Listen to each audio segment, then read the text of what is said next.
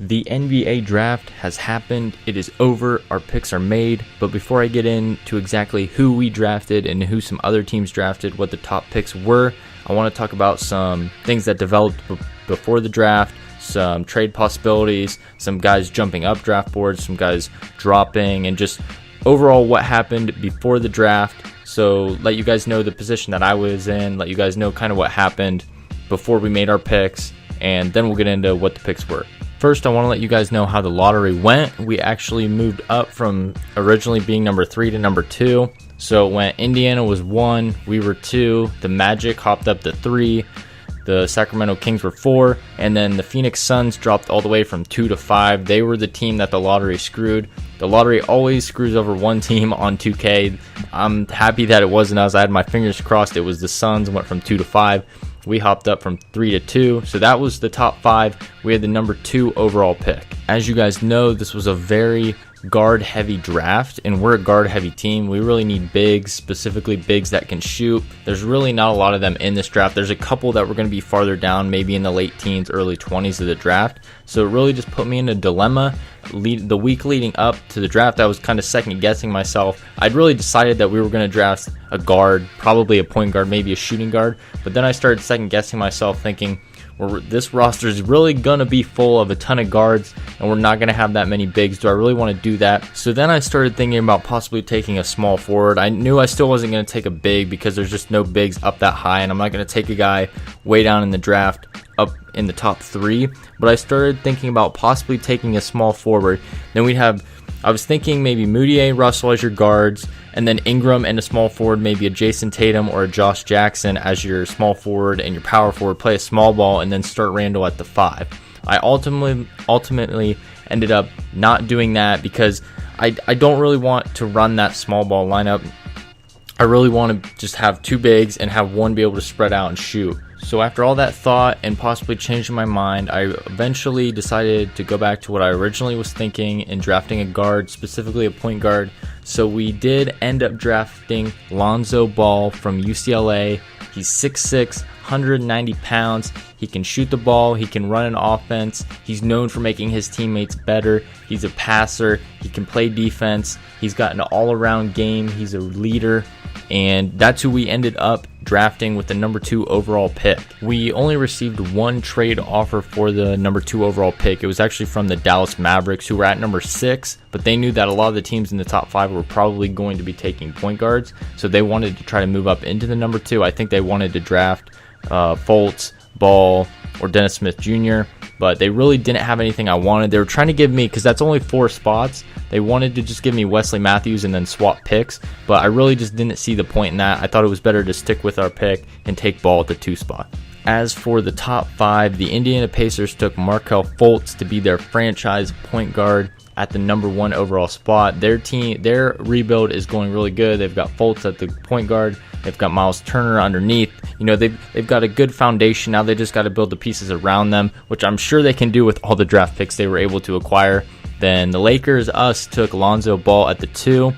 At the number 3 pick, the Orlando Magic took Dennis Smith Jr. At the 4, the Sacramento Kings took Harry Giles to replace DeMarcus Cousins as their franchise big man.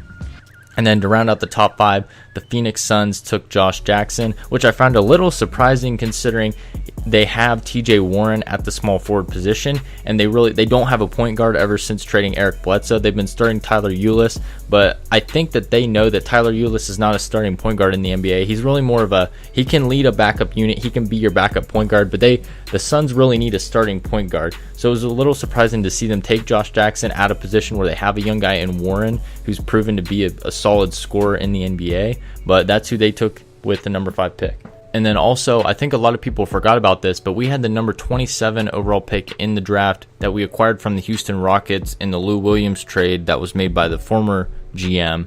So with that pick, I was watching the draft happen slowly, and Lauri Markkanen, who was looked at as maybe he was projected in the 15th to 20th range, he was slowly falling down. He was actually taken with the 25th pick, 2 picks before us. I really wanted him because he's a power forward who's tall and can shoot the ball.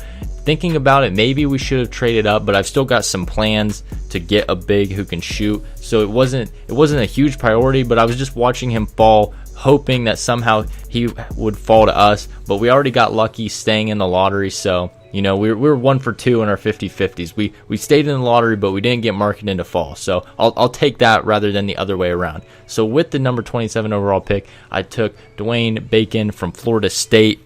He's a scorer. He can shoot the ball. He's pretty raw. He's 21 years old, but I think he's got a lot of potential to be a scorer. I know he is another guard, but there really weren't any bigs to take. But he's a really raw player who needs some time to develop. So I'm looking at him as one of those players where you send him down to the D League. He'll play a lot down there. We'll probably pull him up a few times throughout the year. We'll see him on the NBA roster some, but he's going to take some time to develop. I also got a lot of trade calls for the 27th pick, but I decided that most of them were just first round picks in next year's draft. So you're kind of taking a gamble that since this is the 27th overall pick, you're probably going to acquire a first round pick next year that's a little bit higher.